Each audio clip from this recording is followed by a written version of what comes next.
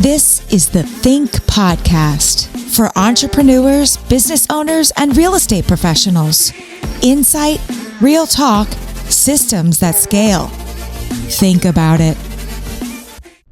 This podcast is brought to you by Genstone Companies. Real estate isn't just a transaction. It's a strategy and long-term investment. We support investors with acquisition, financing, renovation, property management, insurance, and REO execution all in one roof. Navigate your next deal with confidence at genstonecompanies.com. Welcome again to another thrilling episode of the Think Podcast. Thank you so much for joining. And today is part of our series with our strategic partners and people that we go to as best in class. I am thrilled today to bring on Mr. Glenn Brooks, who is the asset manager, president of the asset manager division for Genstone. And we love Genstone over here because they do so many things and really have a subject matter expertise across all things in the investment real estate space. But today we're talking with Glenn about asset management and really are lucky to get a few moments of his time today. And so, Glenn, please introduce yourself to the people that don't know you. I can't see there's a whole lot of people that don't, but give a little bit of an intro about you and your time in the space and what you do as far as being president of the asset manager division over at Genstone. Thank you, Scott. Thanks for having me. Glenn Brooks, president of Genstone Asset Disposition, which is one of our 8 Genstone companies, and I'll go through those in a second. I've been in the mortgage industry about 32 years. The last 22 years have been focused on late stage default, foreclosure, bankruptcy, but always REO, bank-owned properties. And the space has changed quite a bit, but REO is consistent. It's a space that I've been in for a long time, and I have a team of about 20 people that work in my division on the asset disposition. So we handle evictions, pre-marketing, construction work all through our affiliates, and then my team actually gets the property ready to list, market, and sell. So that's what we do. Yeah, and I think it's a lot of people don't understand that. I often say this, that people don't want to talk about the divorce before the marriage, right? But sometimes there are situations, especially in portfolios, where you have these files, these properties that need your specific type of expertise, because it's not just about going and getting a property back and then there you go. There's a whole lot more to it than that, right? And so let's say that somebody has a smaller portfolio of rental properties, maybe 4 or 5, or somebody that has 30, 40, or 100. Both of those types of investors can use you, right? Yes, absolutely. And that's what I mean by the space has changed. So years ago, our clients were all basically banks and mortgage service companies and small lenders. But we've been, for the last probably 10 years, we've been doing a lot of work with national rental portfolios, or even local rental portfolios. So what would happen is they're not really considered bank owned. These were acquired as rental properties all over the country. And then certain markets where we had clients that would either try to exit a market, such as Atlanta or parts of California, or they were just trying to liquidate certain vintage of assets, right? We had a client give us all of their properties all over the country that were built before 1995 to liquidate for them because they just wanted newer vintage homes as their rentals. Sure. So they were getting rid of some of those homes built in the 50s, 60s, 70s that I guess were costing too much to do turns on because of the age of a lot of the mechanical systems or the plumbing in the house, et cetera. So they figured that they would have a better performing portfolio with a newer vintage property. So sometimes people want to just have a portfolio of 30 and maybe they want to sell off 10, or sometimes they have 100,000 homes and they're just trying to exit a market or a certain style or class of home. Absolutely. And you bring up a good point too, as my dad always used to tell me, because he had rental properties forever, right? And he said every house has got a mileage marker on it, right? And to that, some of those start coming up with deferred maintenance and all that. To that point, you have the ability, though, because it's not just about managing and disposition and all that stuff. You can actually, with the construction, and this is what I don't know if people realize, but folks, you need to understand, there's nothing on this area or this end of the swimming pool that they can't touch. So Glenn can go through, and if there's construction needed, if there's foreclosure filings needed, all of that kind of stuff. So let's go through a couple of those. Let's say that you get some properties back and somebody says, hey, listen, we'd like to get this ready to sell, but it's a little aged, right?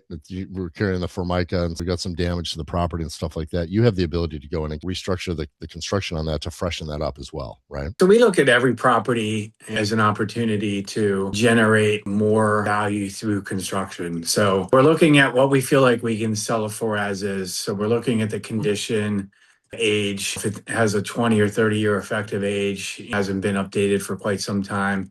And we're also pulling comparables that would help us maybe look at, hey, if we remodeled this house, new kitchens, new baths, tear out the carpet, put LVP in, et cetera, just really do it right. Is there an opportunity there to get a good return on that investment? And so that's part of our process. We have Genstone Realty, which helps us with the valuations and access to MLS, et cetera. Of course, we Which have is such a smart play to marry. and we have Genstone Field Services, which will go out like rekey homes and winterize homes, do preservation work, grass cuts, snow removal, etc. And of course, we're the asset disposition team, but we have Genstone Construction, who we've been using for probably 10 years now on the REO side. They have a national network of GCs all over the country, different markets. They have the ability to pull permits and get inspections done for us and really bid that property for us to do a full evaluation. So we can send them a set of, I guess, what they would consider their required photos, and they'll do what's called a desktop bid for us. And so if we're in the ballpark and we have a little more room, then we'll actually have them get inside the house, dispatch their GC, get inside the house and give us a full bid. But we typically start with just a desktop bid to make sure that we're even in the ballpark. If my team's thinking that we're going to spend $90,000 repairing a property and the desktop bid comes in at 120, we're going to walk through that and we may say, look, this one's not an opportunity. Don't dispatch your people. But if we think it's 90 and the desktop is at 70, we got some room. Let's get some boots on the ground. Let's get eyes on it and let's get a real bid in here and see if we can't flip this for our client and get a good return on that repair budget. Well, and I think, you being in the market for almost over 3 decades, right? You have a different expert eye on that, right? Just to listen, we've been repairing REOs since the 90s, right? Like something we've always done. We were doing it before TV shows. We were doing it before it was cool. And it's just something we've always done. And it's something we'll always continue to do. Listen, it's great for our investors. They get a good return on that investment. So it's really good for our clients. It's good for the communities, right? We're typically selling those repaired property to homeowners, not investors or rental clients. We're typically selling that to an end user. So our REOs don't look like REOs when we're done. We get homeowners in there that qualify for all different kinds of financing. So we're helping stabilize communities. And then, like I said, our clients get a good return on their repair investment. And so it's good for everyone involved. It's a win all the way around. It's simple logic, right? But you guys are actually doing it and you have been doing it. It's not a new idea. Where you guys at the last summer meeting with thought, hey, we should do this is just part of what you guys do and have done effectively, successfully for so long. That's right. Even during the crisis when Freddie Mac had 108,000 REOs, right? And Fannie Mae had over 100,000 REOs. And we were repairing our properties. We weren't looking for that. Everybody was about speed during 2008, 9, 10, 11, 12. They were all about speed. Now, we're about speed also, but we were also trying to maximize value. And we were repairing properties back when no one else was doing it. They were just looking to unload as many as they could. Some of those guys were selling 5,000 properties a month. We never wanted to change our philosophy, right? We wanted to continue doing REO the way we did it. And we knew it was the right thing to do. And I appreciate that. And so does everybody else, because I think that it helped to also stabilize the market. It really did. Because absolutely, we had a lot of people from other countries buying houses as quickly as they could for as cheap as they could get them. And really, if you think about it, most homeowners were getting financing back then through FHA or Fannie Freddie. Our homes had to qualify for financing for us to get the top dollar, right? And we wanted to maximize the value. Well, as I often say, and I tell people this all the time, in the 08, 09, 10, I got a doctorate level education in workout deals. Right. an Yeah. education that I didn't think I would ever need. I didn't think I'd ever foresee a need for it or the ability to be able to do it. But, and even as ingrained as I was in certain markets, it was still a learning curve. And folks, I can tell you, it's not a fun learning curve, right? It wasn't like an elective where you're like, oh, this is cool. I really like learning how to cook pancakes. It was work. And had I known that I had the ability to go to somebody like you, it would have been an absolute godsend because it was time consuming. I learned it, but it's something that my grandfather used to say, let the tuba guy play the tuba, right? so Right. so if you have the ability to send it over to an expert here, and the fact that you guys are nationwide too, for the most part, and you guys can work in all of these markets because there's certain nuances, just like there are market temperatures and feelings about certain asset classes in certain markets. There are legal issues with all of that, and you guys have cornered that in spades.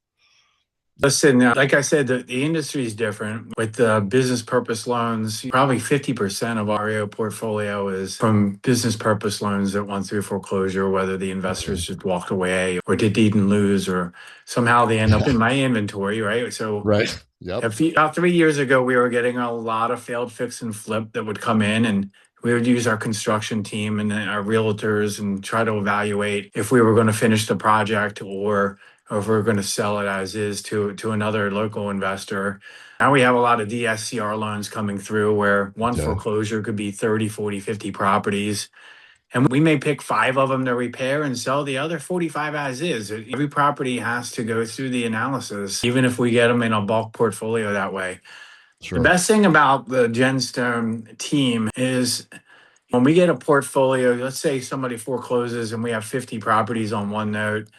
We go around, we'll door knock, we'll see who's in the properties, if they're tenants, or we're going to see if they're going to stay in the property and continue to pay rent. If they do, we'll move those over to our property management team, and they'll manage that rental until that lease is completed, and then they'll move it back to us in the REO space. But we're able to turn that over to property management. And then our Genstone Field Services team, when those tenants put in maintenance requests, we're able to dispatch people right away.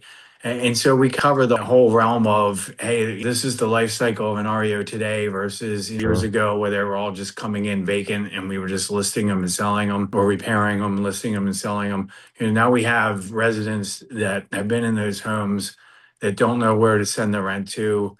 We can now say, hey, send the rent to Genstone Management. We're going to put you on the property management side and you can continue and ride out that lease.